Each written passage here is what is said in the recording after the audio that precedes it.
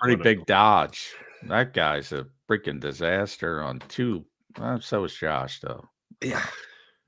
I'll tell you, McDaniel's worse. All right, Jeff Kerr, CBS Sports, going to jump in with us. He was down there locked in with McMullen. Sources are telling me it was your fault, Kerr, that you were dragging, and that's why people were waiting for you, and they locked the door just before all you guys got there. It was on you. Is that true? I got my story before he did. I was waiting for him.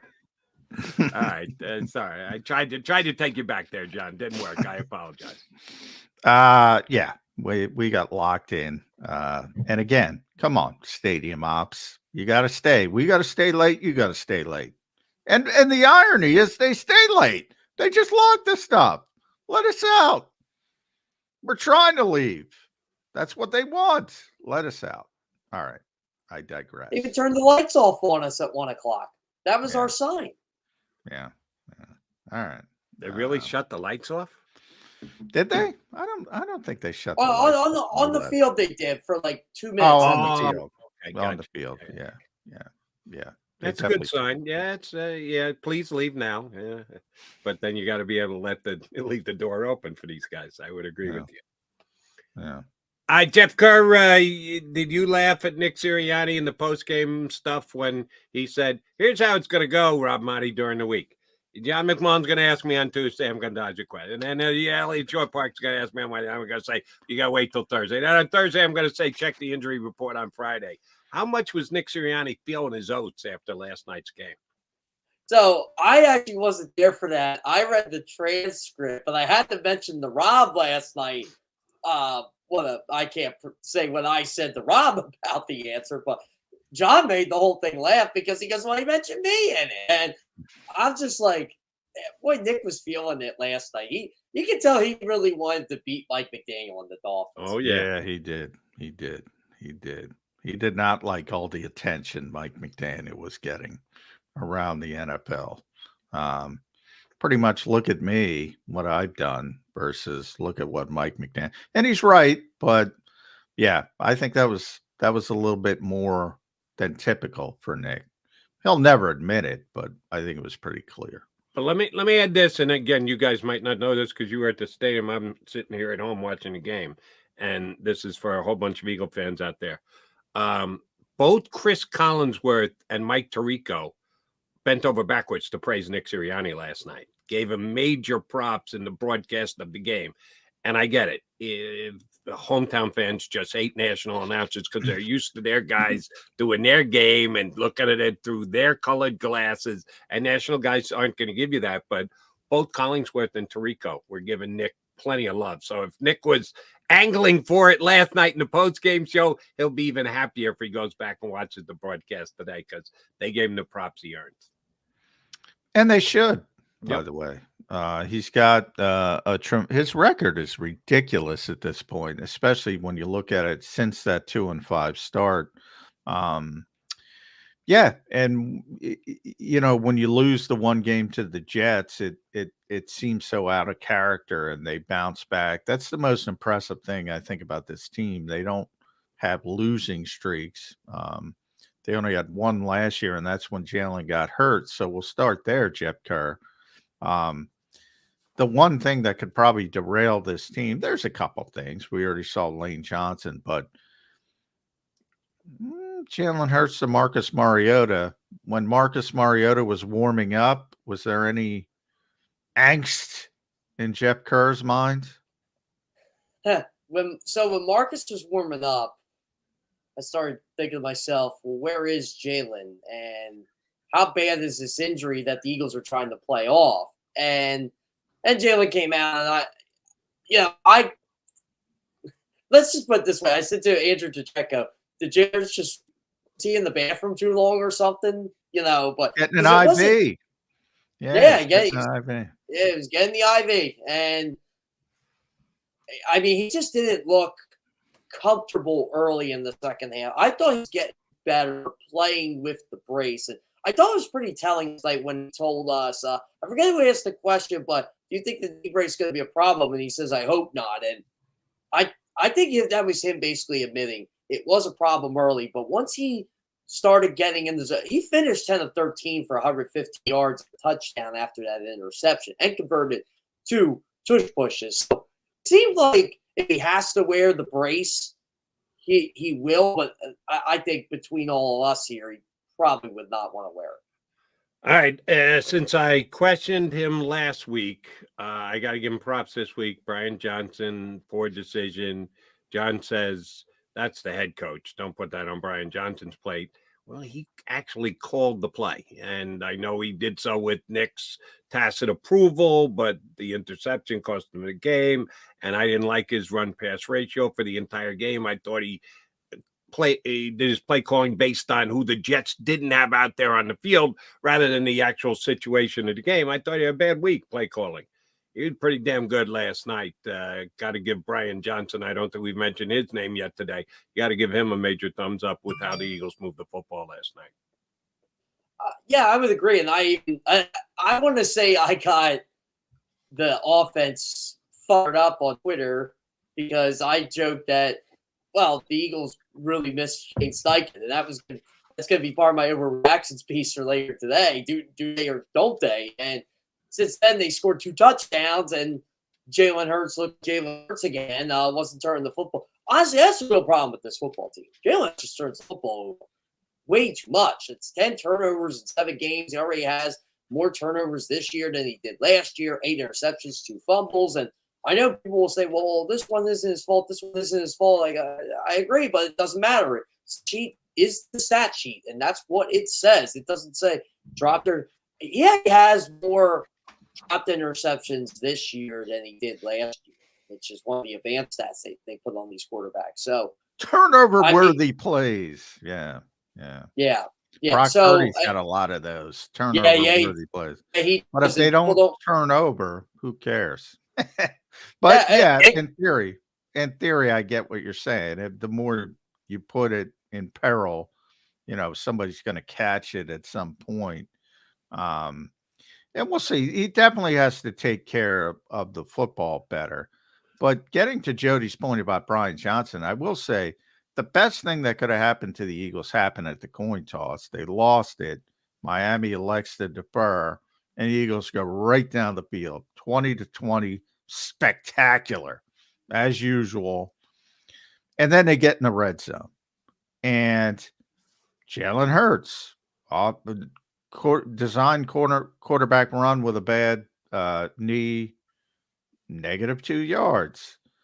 Kenny Gainwell, 2nd and 10, because that was 1st and goal. So it became at the 8, it became 2nd and 10. Kenny Gainwell off left guard for 1 yard. And then all of a sudden, you're 3rd and long in the red zone.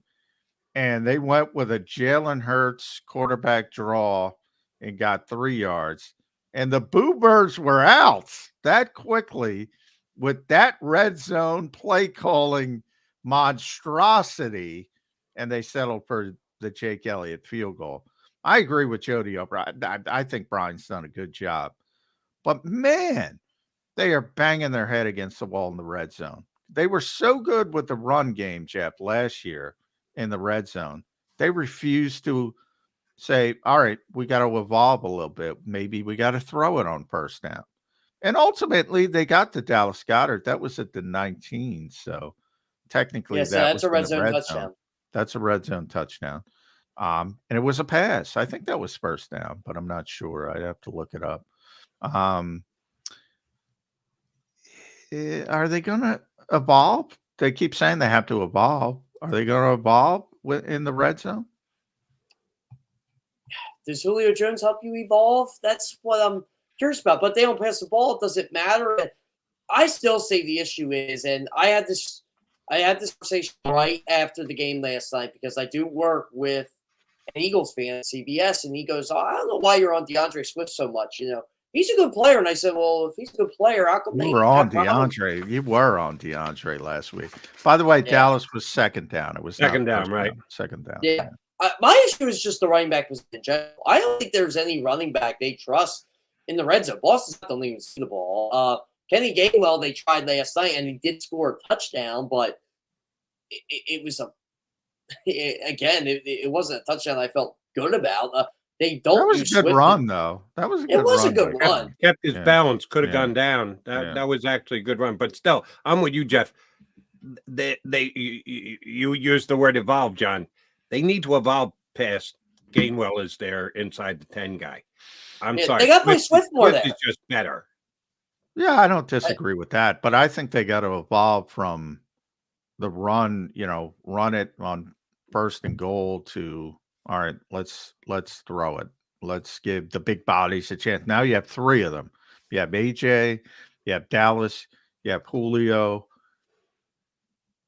You got to throw it. And then if you start to have some success with that, like they did with Dallas from the 19, then maybe the running game comes back because teams aren't hyper focused on stopping it. I think that's where the evolution has to come. I would agree. By the way, John, don't you think part of the evolution? What does Rashad Penny have to do to get on this football field? Somebody's got to get hurt. Yeah, not happening. Yeah. He's better than Boston Scott. I'm sorry. They'll never convince me. Well, but Scott Boston, remember, Boston's the third running back, so that's where Fit comes in. I always talk about Fit. Like, he's a good kickoff returner. He helps them on special teams. Rashad's not going to help you on special teams. So that's probably until one or two gets hurt, or you bench Kenny Gainwell, Rashad Penny's not getting on the field. Well, they're not benching Kenny Gainwell.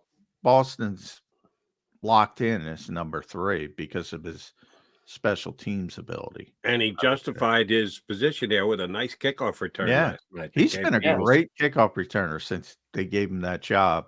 And it took him way too long to give him that job, by the way. That OZ kickoff return last night was one of the most putrid kickoff returns I've ever seen. I'm like, wait, he was like, oh, crap.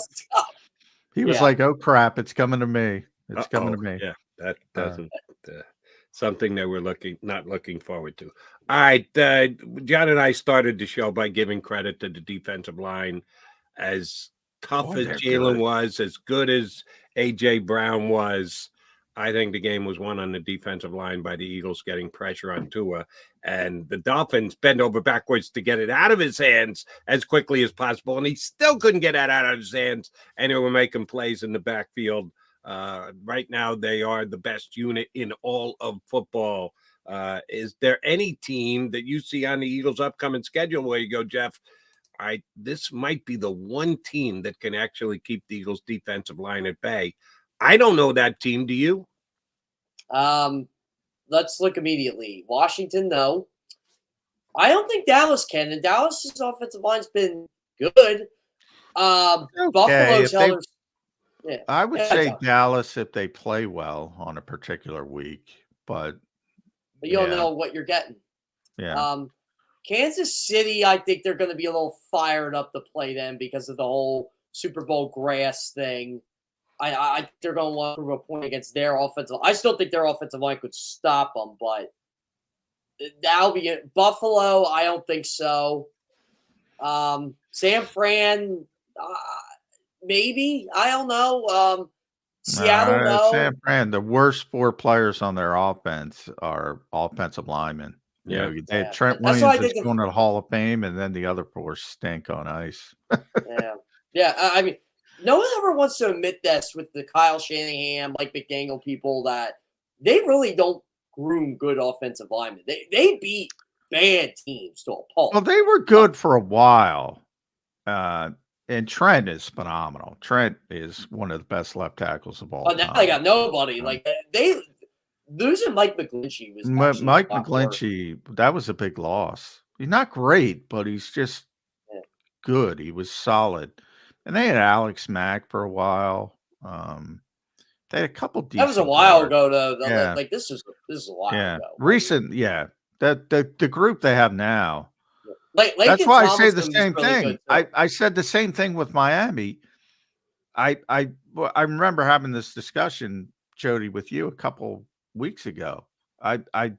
When San Francisco, everybody had San Francisco number 1. I was like, I think the Eagles would beat San Francisco because they can't block the Eagles. They won't be able to block the Eagles front. Well, Same thing I thought with here's the Miami. beauty of that we'll know that in about 7 weeks. How long till 49ers come to down take on the Eagles? And that's the best part about the schedule this year. December you don't 3rd, have to hear the you don't play anybody and you don't your schedule's not tested. Oh no, you're going to be battle tested this year. The Eagles can really flex their muscles against some of these teams. Now San Francisco is a great team, and you're going to see that tonight. They are. Because I think they're going to wax Minnesota. But styles make fights, I say all the time. And how are they going to deal with Hassan Reddick and that like Josh Sweat's going to have a tough game against San Francisco. I just talked about Trent. If Trent's healthy, Trent's hurt, by the way. He might not play tonight. If he's healthy, Josh Sweat's going to have a tough night. Everybody else, though, it's like, and the Eagles on the other end, because if the Eagles have the best front in football, which I think they do, San Francisco's probably number 2. But we've already seen Lane Johnson handle Nick Bosa on a couple occasions. They're better equipped to handle San Francisco's front than vice versa. That's kind of how I look at that matchup. I would agree. By the way, I always, when I pick NFL games, I have to pick 5 a week. I always go by the trenches. I was destroyed in that regard this week because how the heck did the Giants beat Washington? Someone answer that for me. Yeah, that was a bad game. I actually watched that game from start to finish. I don't know how I did it. What you tell me, John? It's sent football back like 50 years. You wrote. It was such an ugly. I don't know what was it. I think I was almost entertained by the ugliness and just like, what is going on here? What is anybody trying to accomplish? It was such a bad football game. I like Ron Rivera a lot, but man, I mean, that's an unacceptable loss. Yeah. That's the Commanders do have a very good defensive line. Their offensive line is playing like crap. Yeah, and I'm not the biggest Sam Howell fan, and he does from time to time hold on the ball too long, but he doesn't even get a chance. Like you blink and somebody's grabbing his shoulder. I think they have like 3 of the top 5 pressure giver uppers. The guys who give up pressures on the offense. Sam Cosmi is one of them. Yeah, he's not good. Yeah, they're Eagles might crush that team next week. I hate them. I hate to they say seem to always get the weird thing about Washington, they seem to play the Eagles better here than there at FedEx Field. The Eagles seem to play a little bit better down there. I expect the same thing to continue. Yeah, how are they going to block? They can't block the Giants. How are they going to block the Eagles? I don't think it's going to happen twice in a row.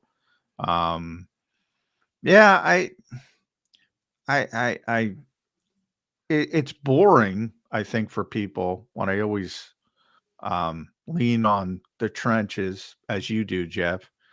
But man, that's why the Eagles win. All the other stuff is the eyewash, the Mike McDaniel. That's the stuff everybody likes. AJ, 125 straight yards for 5 straight games.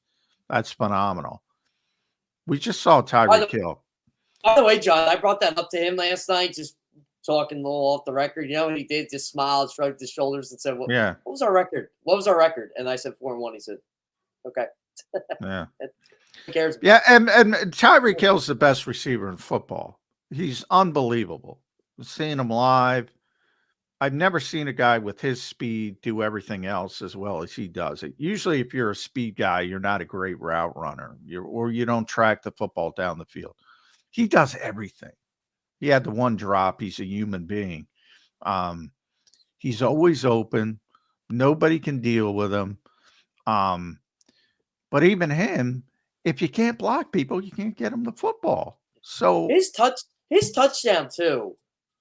I know Sidney Brown was. Oh, that was unbelievable, though. And that was unbelievable. Well, that's the thing. Like all those guys said after the game, like they were wild because they did run it right. Sid Yeah. got a good jump.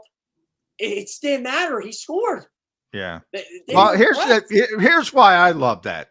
Seth on the God love Seth on the pregame show told me you got to press Tyreek Hill, and I said, Seth, are you insane? They can't do that. If you miss, and the Eagles tried to press him. They tried to press him because it was at the 27. So they said, well, we don't have to worry about the space, so we can press him. Bradbury missed, and it was over. I mean, it was over. And it was unbelievable to watch live. Yeah, he's in a league full of fast guys. He's just is faster than everybody else. It's amazing to watch. I did not go back and check film on Bradbury with either the Panthers or the Giants. I haven't gone back and checked film on Slay when he was the Lions. Here's what I know. Neither one of those guys are good at pressing anybody. When they've been asked to do it, very infrequently here in Philadelphia, but when asked to do it, they're not good at it. If Seth were here, I'd tell him right now, good concept. How does it play in reality? I don't think either one of those guys are good at that aspect of the game. Some corners, his ex-teammate, Eric Allen, used to be great at it.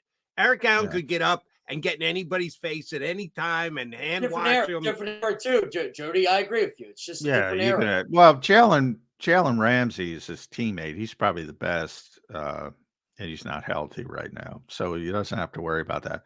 But anybody, that's my whole point with Tyreek. Typically, when you got a speed guy, that's what you do. You press and you get them off there because they're not good route runners. But he's a great route runner. He runs routes like he's freaking Stephon Diggs. So good luck. Good luck. And if you miss, he's gone. You're done. You're cooked. And the safety's not getting over. And Tua is incredibly accurate when he's got time. He might be the most accurate quarterback in football, by the way. How about that third down throw he made last night, John? That was only, I think only him can make that throw. Yeah. The third and like I'm trying to think. Cousins can really stick it in there when he's got time. But I think Tua is the most accurate quarterback in football. I think maybe Jared Goff. Not a bad day to bring up Jared Goff after that game yesterday, but he's really accurate when he has time. I'll take Mahomes. Oh, by the way, Lamar looked like an MVP. I'm just talking pure accuracy. There's Tua is way more accurate than Patrick Mahomes. Way more accurate. I'm just talking strength isn't his pure accuracy. You know, how many bad balls a game does Mahomes throw? Mahomes is great, but I'm just talking pure accuracy. It's like a pitcher that throws only strikes. Doesn't mean he's the best pitcher, but that guy is always, the ball goes where it's supposed to be when he has time. I'm not arguing that he's the most accurate, but I might put Mahomes second. I think because he does so many other things differently and throws from different angles and he takes your eye away from it, I think it takes your eye off the fact that he's always delivering the ball. I'm not saying damn close to he's certainly not terrible, but I don't think he's top 5 in accuracy. Really? Top 5. You think Kirk Cousins is more accurate than Patrick Mahomes? Yeah. Kirk Cousins is, yeah. I mean, just pure accuracy. I mean, he makes some throws that you're like, what the freak?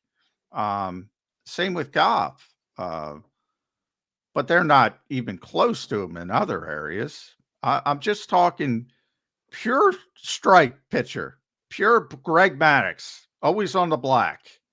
That's Tua. That's Cousins. That's Goff. Who else, Jeff? Am I missing somebody? You mentioned the 3 I'd probably go with. I'm just going down the list now. I mean, I would agree with Jody. I think Mahomes is not in that tier, but he's up there. Man, I'm just NFC East. No, Dak's not that accurate.